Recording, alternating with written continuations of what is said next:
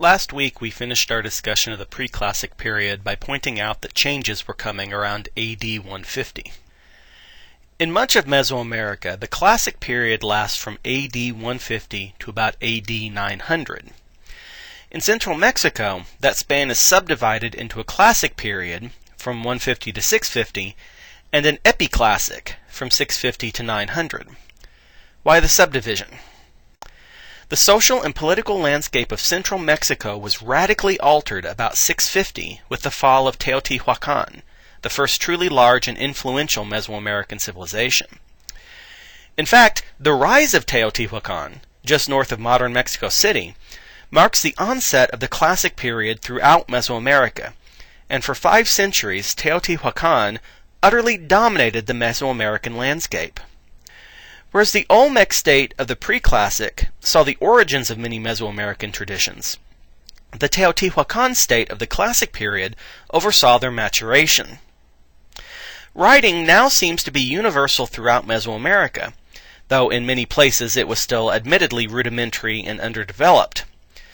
Also, the core pantheon of Mesoamerican deities, who would continue to be worshipped for almost 1,500 years, appears in its classical form in the early classic period: a rain god, a water goddess, a fire deity, and the feathered serpent, our patron of warriors. Teotihuacan was unlike anything that had ever been seen in Mesoamerica before, a truly urban metropolis with a massive residential population. It was located in the Teotihuacan Valley, a side valley of the larger Valley of Mexico, where modern Mexico City is located. For reasons that many archaeologists would dearly like to know, about AD 150, this small site suddenly began growing. Much like Cahokia's Big Bang 900 years later, but much larger, Teotihuacan's explosion literally vacuumed up most of the population of highland Mexico, with people moving into the city from all the surrounding countryside and from well beyond. By some estimates, by the 4th century, there were 40 times as many residents in their region than there had been 1,000 years earlier. How this massive population was fed is difficult to know.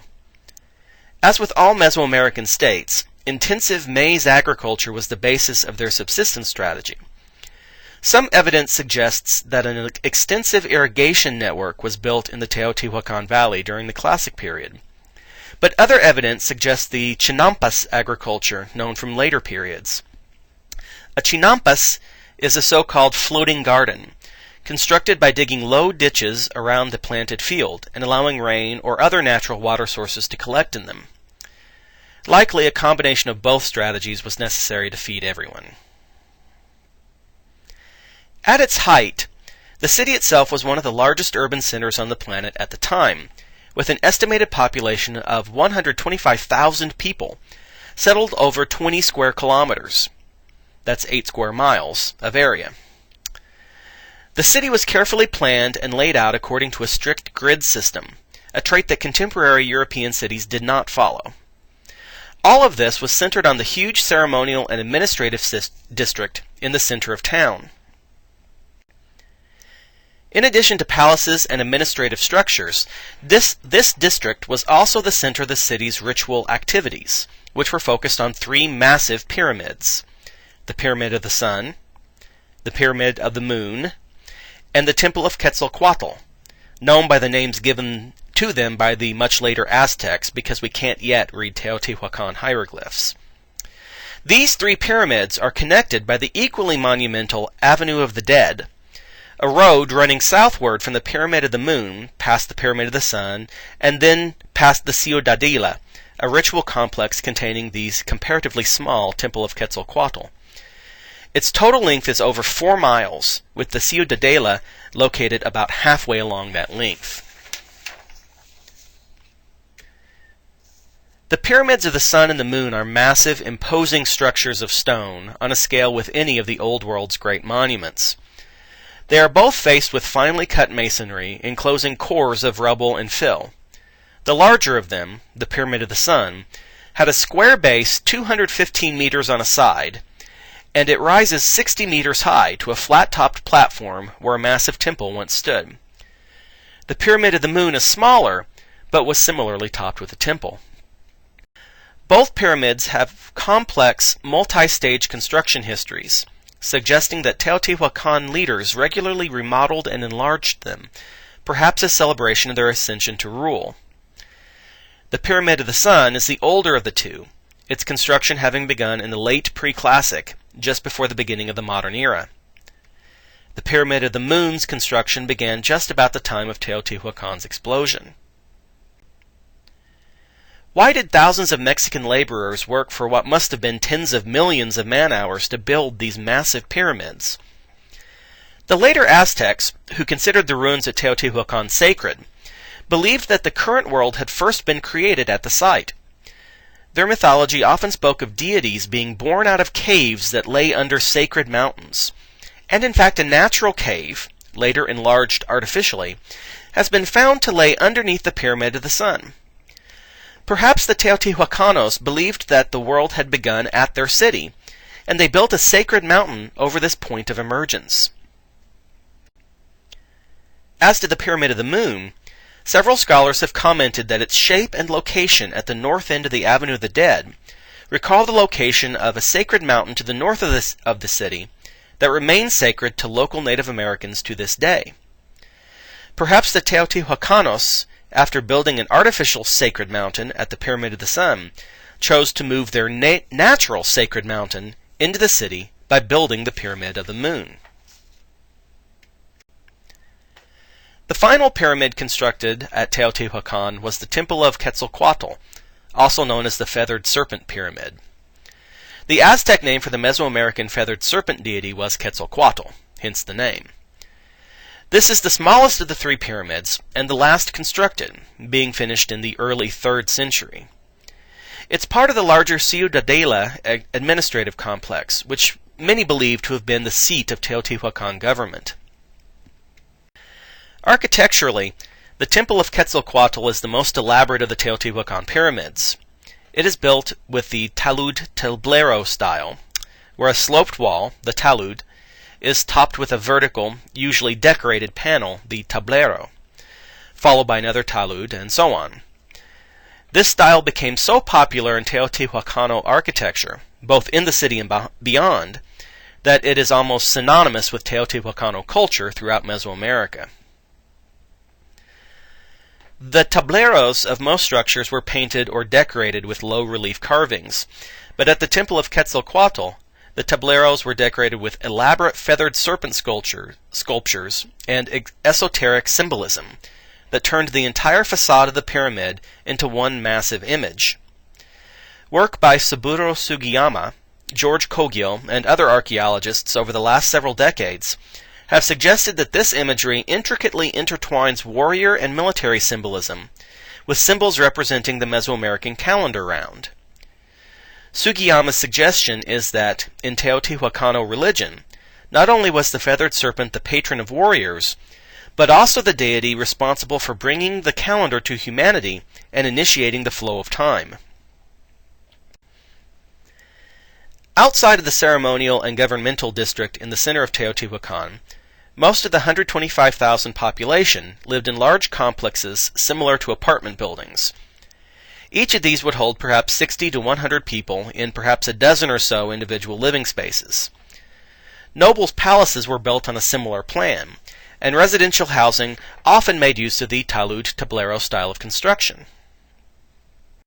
In these homes, the walls were often painted with frescoes, where the paint is applied to wet plaster to form a permanent image. Teotihuacan frescoes, preserved in the semi-arid environment of the highlands, are rightly famous.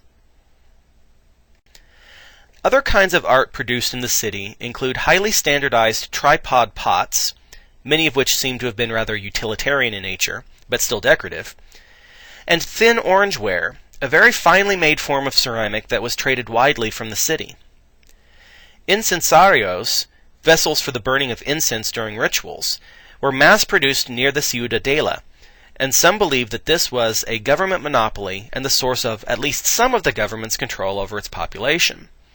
If you must have incensarios to worship the gods, but only the government can make them, then you are obviously beholden to your rulers. As to the rest of Teotihuacan's government structure, we don't know much. The Teotihuacanos used their writing system mostly for dates, place names, and so on, and often just as captions to adjacent images. Unlike elsewhere in Mesoamerica, they left no detailed written histories or elaborate self-aggrandizing records, so it's very difficult to know who ruled Teotihuacan and even how they did so. The Temple of Quetzalcoatl suggests that the rulership was a combination of religious and military powers, but beyond that things are unclear. We don't even know if a single king ruled, or if perhaps a council held supreme power. What isn't in doubt is that, at its height, from about 375 to 500, Teotihuacan exercised direct authority over much of highland Mexico, and indirectly led most of the rest of Mesoamerica through its cultural and trade influence. There were entire neighborhoods of expatriate Zapotecs from Oaxaca and Maya from the Yucatan living in Teotihuacan, practicing their own religions and making their own ceramic and artistic styles. These neighborhoods likely represented long-term trade or diplomatic missions. Whole families apparently resided in the city for generations, while maintaining their connections to distant kin. Outside of the highlands, we also see evidence of Teotihuacan's influence. At the site of Caminal Huyu in the Guatemalan highlands, a highland Maya population apparently fell under the sway of Teotihuacan allied rulers. It has been suggested that Caminal Huyu was an obsidian trading post taken over by Teotihuacan to secure its access to this extremely valuable stone resource. Elsewhere in the Maya region, the biggest Maya city of Tikal appears to have allied itself with Teotihuacan through either royal marriage or some form of military alliance. Copan, another Maya city, also appealed to Teotihuacan as a way of establishing its authority and legitimacy. Given how powerful Teotihuacan was at the height of its power, what could possibly have happened to make it fall from prominence?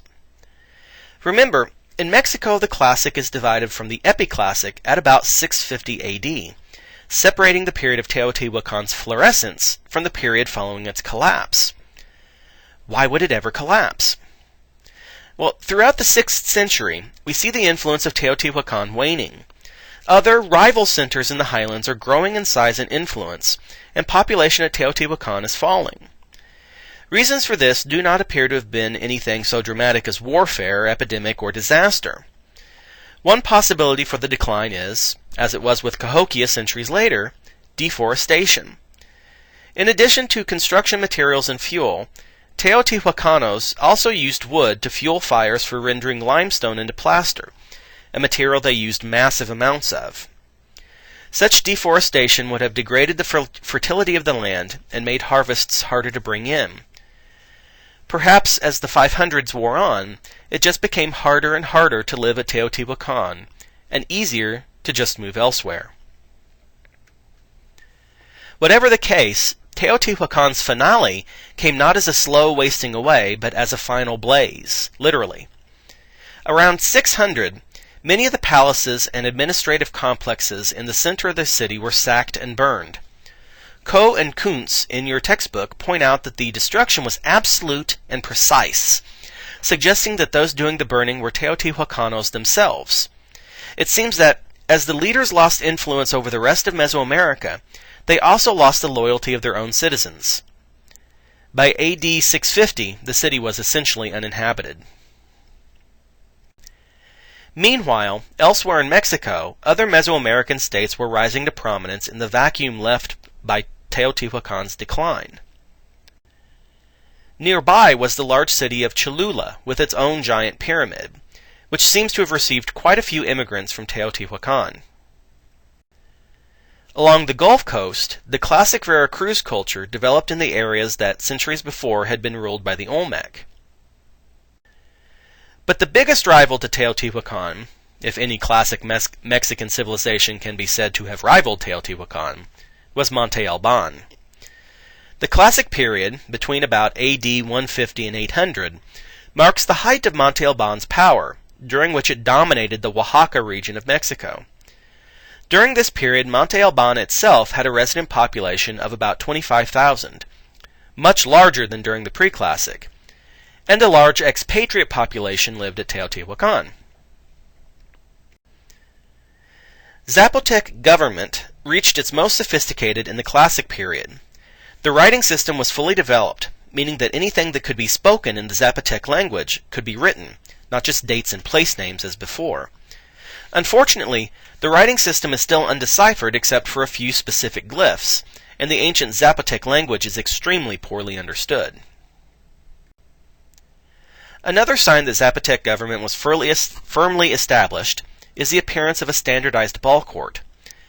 As I mentioned last week, all Mesoamerican cultures played a team sport with a hard rubber ball, but many different communities appear to have played local variations of the game with their own local rules.